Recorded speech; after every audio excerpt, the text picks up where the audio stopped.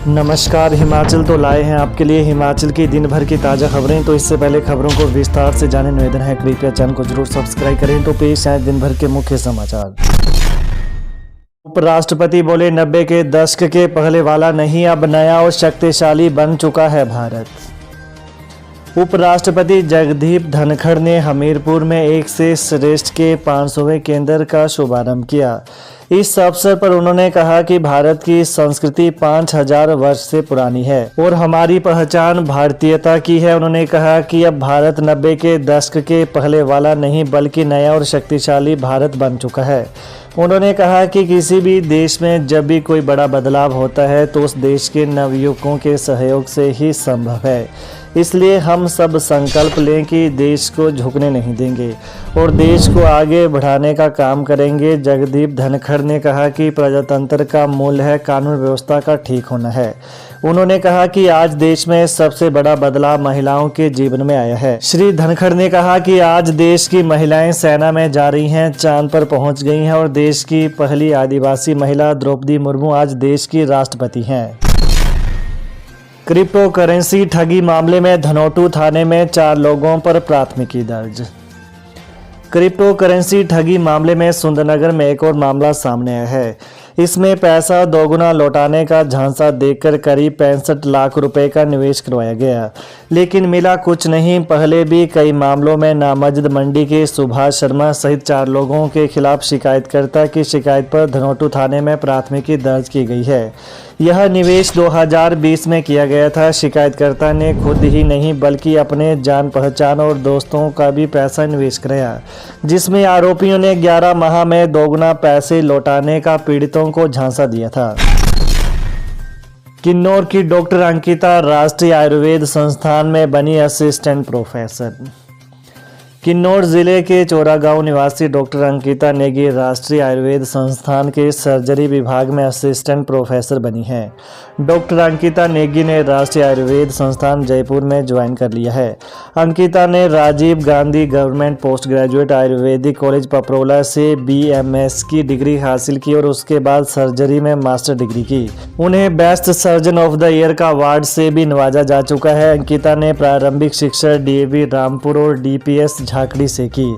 अंकिता के पिता पत्रकार हैं और माता अतिरिक्त जिला एवं सत्र न्यायाधीश कार्यालय में सेवारत हैं। हिमाचल में 55 लाख से अधिक मतदाता पंजीकृत, 1,04,882 नए दर्ज। हिमाचल प्रदेश में फोटोयुक्त मतदाता सूचियों में 55,56,001 मतदाता पंजीकृत हैं। इसमें 28,07,387 पुरुष, 27,48,578 महिलाएं तथा 36 तृतीय लिंग हैं।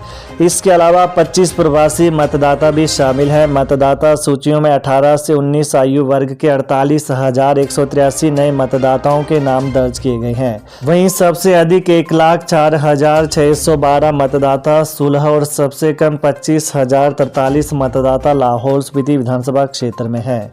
बता दें, मुख्य निर्वाचन अधिकारी मनीष गर्ग ने बताया कि भारत चुनाव आयोग द्वारा अनुमोदित कार्यक्रम अनुसार फोटोयुक्त मतदाता सूचियों के विशेष संक्षिप्त पुनरीक्षण का काम 1 जनवरी 2024 को पूरा हो चुका है। प्रदेश में 54,57,216 मतदाताओं के नाम दर्ज थे। पत्नी के नाम पर आटा चक्की चलाने वाले निरीक्षक पर FIR। शिमला जिले के रामपुर में तैनात खाद्य नागरिक आपूर्ति और उपभोक्ता मामले विभाग के निरीक्षक के खिलाफ राज्य सतर्कता और भ्रष्टाचार रोधी ब्यूरो की शिमला इकाई में आज FIR दर्ज की गई। निरीक्षक ने आनी और रामपुर में तैनात रहते हुए कथित तौर पर किसी भी सक्षम प्राधिकरण को सूचित किए बिना कई कर्मियों को अपने कार्यालय में अस्थायी तौर पर तैनात किया।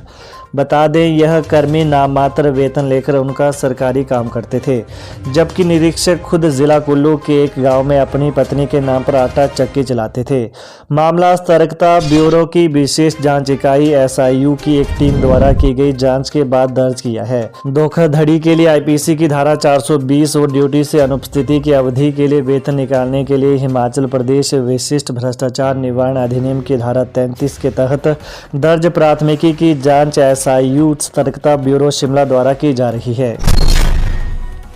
चंद्र कुमार बोले, स्कूल की चारदीवारी में बनता है बच्चों का भविष्य। कृषि एवं पशुपालन मंत्री प्रोफेसर चंद्र कुमार ने कहा कि बच्चों का भविष्य स्कूल की चारदीवारी में बनता है, इसलिए प्रदेश सरकार शिक्षण संस्थानों में बच्चों को गुणात्मक, संस्कार युक्त और रोजगार उन्मुखी शिक्षा प्रदान करने के लिए कई प्रभावी कदम उठा रही है।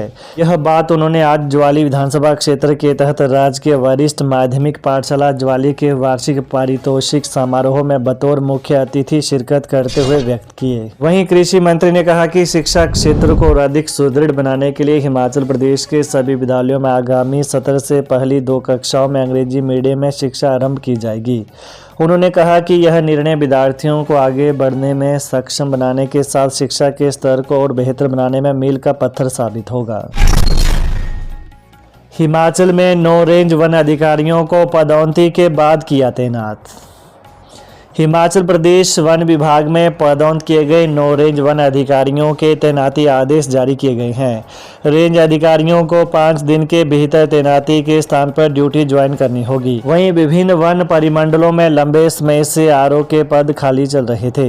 पदोन्नत रेंज अधिकारियों में सोनलाल को लोहरी, महेंद्र सिंह राजगढ़, गुरदयाल सिंह भज्जी, रतन सिंह चौआई, पूर्णराम साच पांगी, वरयाम सिंह चौड़ी चंबा, छोटू राम चौपाल, शाकिया राम को खुंडिया देहरा तैनात किया गया है। इस संबंध में सचिव वन अमनदीप गर्ग की ओर से आदेश जारी किए गए हैं। सीएम सुक्खू बोले, हिमाचल 2027 तक बनेगा आत्मनिर्भर। 31 मार्च तक 20,000 युवाओं को देंगे सरकारी नौकरी। मुख्यमंत्री सुखविंदर सिंह सुक्खू ने कहा कि हिमाचल 2027 तक पूर्ण आत्मनिर्भरता वाला राज्य बनेगा, जबकि 2032 तक देश का पहला सबसे अमीर और समृद्ध प्रदेश होगा। सरकार ने इसके लिए आत्मनिर्भरता की नींव रख दी है। आने वाले 4 साल में प्रदेश इस ओर कदम बढ़ाएगा। चौगान मैदान नाहन में जनसभा को संबोधित करते हुए मुख्यमंत्री ने कहा कि वे 2 दिन दिल्ली में प्रदेश का हक मांगने गए थे। वे दिल्ली के मुख्यमंत्री अरविंद केजरीवाल, केंद्रीय मंत्री आरके सिंह और गृह मंत्री अमित शाह से मिले। वहां श्री रेणुका जी और किसाऊ बांध के निर्माण शुरू करने की बात कही। श्री रेणुका जी बांध परियोजना का निर्माण कार्य जल्द शुरू हो जाएगा। दूसरी ओर सुक्खू ने भाजपा नेताओं को आड़े हाथों लेते हुए कहा कि पूर्व सरकार ने युवाओं को नौकरियां देने के लिए हमीरपुर अधीनस्थ सेवाएं चयन बोर्ड जैसे संस्थान को भ्रष्टाचार का अड्डा बनाकर रखा। वहां चहेतों और रिश्तेदारों को नौकरियां बेची जाती थी। आज भ्रष्टाचार करने वाले अधिकारी और कर्मचारी सलाखों के पीछे है। उन्होंने कहा कि 1 साल के कार्यकाल में वह 20,000 युवाओं को सरकारी क्षेत्र में रोजगार देंगे, जिन्हें 31 मार्च तक भरा जाएगा। इतनी नौकरियां पूर्व भाजपा सरकार ने पूरे 5 साल में नहीं दी। बिजली बोर्ड कर्मचारियों को जारी हुआ वेतन, पेंशन के लिए अभी इंतजार। हिमाचल प्रदेश राज्य बिजली बोर्ड के कर्मचारियों को आज वेतन जारी हो गया है। हालांकि सेवानिवृत्त कर्मियों को पेंशन के लिए अभी इंतजार करना होगा। कर्मचारी और इंजीनियरों की संयुक्त संघर्ष समिति ने कहा कि प्रबंध निदेशक को पद से हटाने की मांग को लेकर प्रदर्शन अभी जारी रहेगा। तो ये हैं दिन भर की प्रमुख खबरें। तो ताज़ा खबरों को जानने के लिए कृपया चैनल को अभी सब्सक्राइब करें। धन्यवाद। जय हिंद, जय हिमाचल।